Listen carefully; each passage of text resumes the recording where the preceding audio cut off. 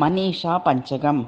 ప్రత్యగ్వస్తుని నిస్తరంగసహజా నందావబోధాంబుదౌ విప్రోయం శ్వపచోయమిత్యపి మహాకోణ్యం వివేదభ్రమః.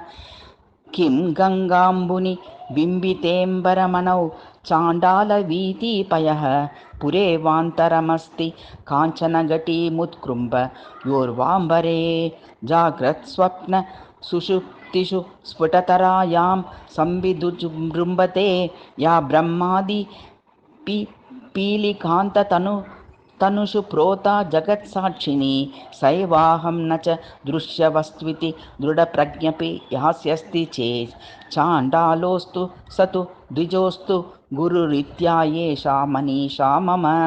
బ్రహ్మైవాహమిదం జగచ్చ సకలం చిన్మాత్ర విస్తారితం సర్వం చైతద్ద విద్యయా త్రిగుణయా శేషం మయా కల్పితం.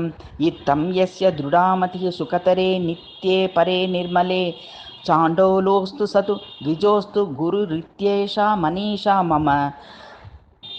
శశశ్వన్నశ్వరమేవం విశ్వమఖిలం నిశ్చిత్య వాచా గురోర్నిత్యం బ్రహ్మ నిరంతరం విమృశత నిర్వ్యాజశాంతాత్మనా భూతం భావి చ దుష్కృతం ప్రదహత సంవిన్మయే పావకే ప్రారబ్ధాయ సమర్పితం స్వవపురిత్యేషా మనీషా మమ.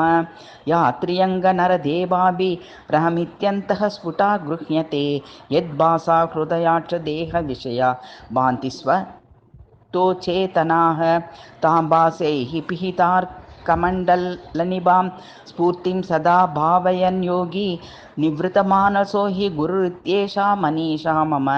यत्सौख्याम्बुदिले शले शत इमे शक्रादयो निवृता यच्चिते नितरां प्रशान्तकलने लब्ध्वा मुनिर्निवृतः.